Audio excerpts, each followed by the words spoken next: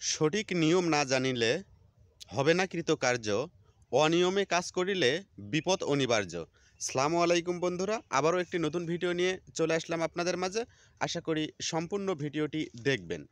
সম্পূর্ণ ভিডিও দেখার অনুরোধ জানিয়ে ভিডিওটি শুরু করছি। চলুন তবে ভিডিওটি শুরু করা যাক।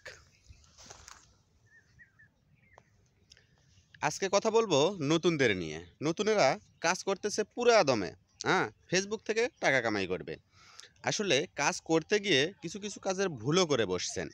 যেমন আপনারা সর্বপ্রথম যেটা ভুল করতেছেন, টিকটকের গানযুক্ত ভিডিও আপলোড করছেন।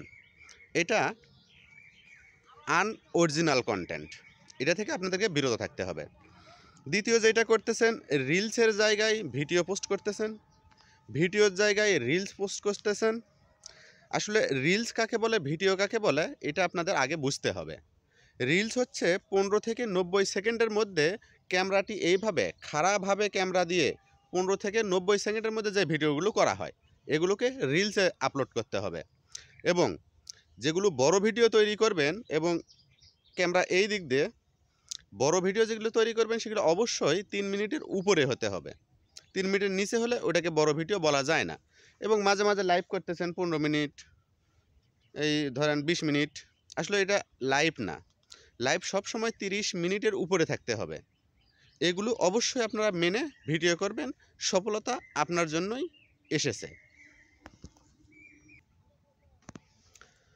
ভিডিওগুলো করার সময় লক্ষ্য রাখবেন ক্যামেরার পজিশন। আসলে ভিডিওগুলো করার সময় আপনি মোবাইল স্ক্রিনের ঠিক মাঝ বরাবর আছেন কি না, মোবাইল স্ক্রিনটা ক্লিয়ার কি ঘোলা হয়ে আছে, এগুলোও দেখবেন। বিভিন্ন লাইট ব্যবহার করে আপনি ভিডিওর মান নিম্নমানের করবেন না। সব সময় দেখবেন লাইট, ফোকাস এগুলো যেন ভালো হয়, ক্যামেরার রেজুলেশন যেন ঠিক থাকে, যাতে মানুষ দেখলে স্বাচ্ছন্দ্য বোধ করতে পারে। আপনারা অনেকগুলো লাইট ব্যবহার করে রাখছেন, আপনার ফেস চেনা যাচ্ছে না, কোথা থেকে কি হচ্ছে না হচ্ছে, অন্ধকার অন্ধকার ভাব, এরকম যেন না হয়। দ্বিতীয়ত আপনারা যেই কথাগুলোই বলবেন, সেগুলো সবসময় ক্যামেরার সামনে এসে কথা বলার চেষ্টা করবেন। ক্যামেরার পিছন থেকে কথা বলবেন এবং দেখাবেন অন্য কোনো সিনারি, এটা দেখতেও মজা লাগে না।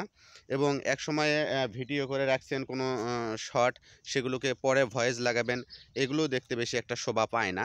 তো সফলতা আনতে গেলে, নিজের জীবনে সফল হতে গেলে কন্টেন্ট ক্রিয়েটার হিসেবে অবশ্যই আপনাকে ফেসবুকের গাইডলাইন মেনে তারপরে কাজ করতে হবে। ফেসবুকের গাইডলাইন না মেনে আপনি কখনোই সফলতা আনতে পারবেন না। তো বন্ধুরা, বলতে বলতে অনেক কথাই বলে ফেললাম। কথাতে কোনো ভুল ত্রুটি হয়ে থাকলে অবশ্যই ক্ষমাসুলভ দৃষ্টিতে দেখবেন। আগামী ভিডিও দেখার আমন্ত্রণ জানিয়ে আজ এ পর্যন্তই শেষ করছি। আল্লাহ হাফেজ।